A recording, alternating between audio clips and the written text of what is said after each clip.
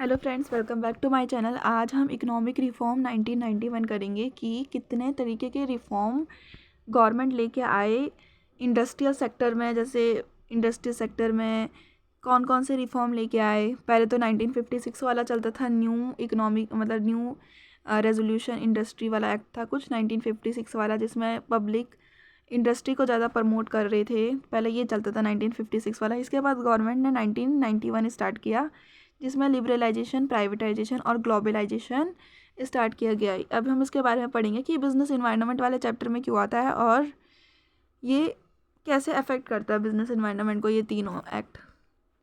सो liberalisation क्या होता है कि जितने भी रिमूवल ऑफ लाइसेंस और फ्रॉम द इंडस्ट्री, जितने भी लाइसेंस की रिस्ट्रिक्शन थी वो सारी हटा दी गई इंडस्ट्री से। जैसे बहुत सारे पहले क्या होता था टाइम में, बहुत साल पहले इंडस्ट्री खोलने के लिए लाइसेंस चाहिए होता था, बहुत ज़्यादा फॉर्मल रिक्वायरमेंट चाहिए होती थी कोई भी इंडस्ट्री खोलने के लिए।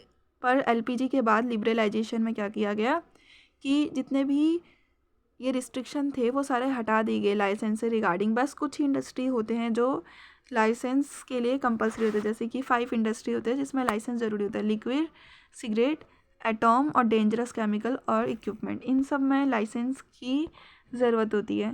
तो सबसे पहले लिबरलाइजेशन का इजी है कि लिबरल कर दिया है, लाइसेंस से फ्री कर दिया है। फ्री कर दिया, लिबरल मतलब फ्री कर दिया है। कोई भी फॉर्मल इतना ज़्यादा रिक्वायरमेंट नहीं है इंडस्ट्री खोलने के लिए। इसकी वजह से बिज़नेस अफेक्ट हुए, बिज़नेस इन्वायरमेंट अफेक्ट हुआ कि लोग बिज़नेस और अच्छे से कर पाए। और पब्लिक सेक्टर को कम कर दिए गए। पहले तो सारे पब्लिक सेक्टर के अंडर ही आते थे, बाद में पब्लिक सेक्टर की जो बिज़नेस है उसको कम कर दिया गया 17 to 8। और 2010-11 में ये मतलब एटॉम और रेलवे, बस 2 इंडस्ट्री रह गई थी जिसमें पब्लिक के अंडर, जैसे रेलवे और एटॉम। 17 to 8 कर दिया था पहले, और फिर 2010-11 में बस दो ही ऐसी इंडस्ट्री है जिसमें पब्लिक सेक्टर का कंट्रोल था, एक एटॉम और एक रेलवे। और क्या क्या किया गया लिबरलाइजेशन में? लिबरलाइजेशन में फिस्कल रिफॉर्म क्या था? टैक्स को सिंप्लीफाई कर दिया गया। सिर्फ अब एक ही टैक्स देना पड़ता था, पहले वैट ये सब लगते थे, अब फिर बाद में टैक्स को सिंप्लीफाई कर दिया गया ताकि लोग टैक्स ईजिली भर पाए। IGST, CGST, SGST, बस ऐसे 3 टैक्स कर दिए गए जिसको आप GST बोलते हैं। ईजिली टैक्स कर दिया गया ताकि हर कोई टैक्स को जो है वो भर पाए। फिस्कल रिफॉर्म और फॉरेन सेक्टर रिफॉर्म में क्या किया गया? डिवैल्यूएशन ऑफ इंडियन मनी, हमारी मनी को कम कर दिया गया। हमारी मनी जैसे $1 $75 के होते हैं, तो हमारी वैल्यू मनी ऑफ $1 क्या होता है? 75 रुपीज़ के बराबर होता है, इंडियन रुपीज़ के बराबर। तो $1 की अगर हम 50 रुपीज़ कर देंगे तो इनको तो सस्ता पड़ रहा है ना।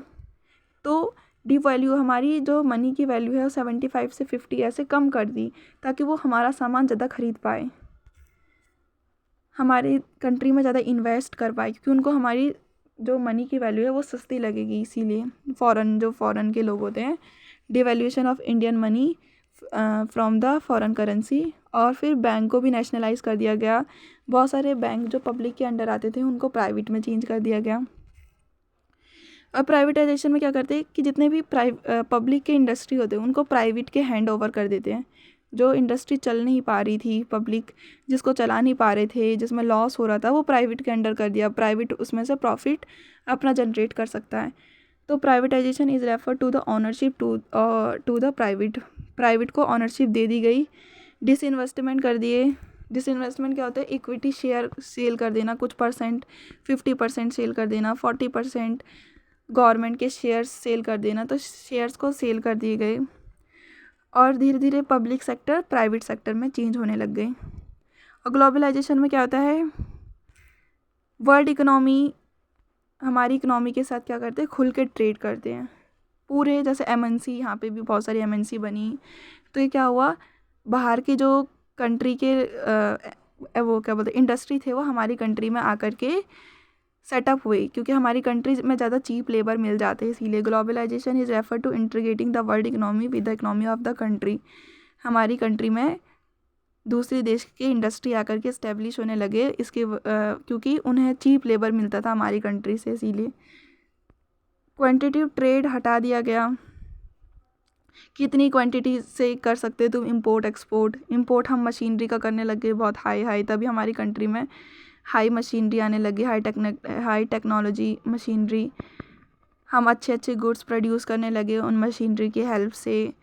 तो ग्लोबलाइजेशन की वजह से सारे जो इंपोर्ट और एक्सपोर्ट ड्यूटी थी वो हटा दी गई। अब डीमेरिट ऑफ एलपीजी करते हैं, इसमें सब हम इंडस्ट्री के बारे में ही बात कर रहे थे, एग्रीकल्चर के बारे में हमने इन ग्लोबल एलपीजी ये सब में नहीं पढ़ा। So no focus on agriculture. अब मेरिट क्या हुआ, जीडीपी इंक्रीज़ हो गया, फिजिकल डेफिशिएट हमारा कम हो गया, इंडस्ट्रियल ग्रोथ होने लग गया। तो ये सब हमारा फ़ायदा है और ये नुकसान है।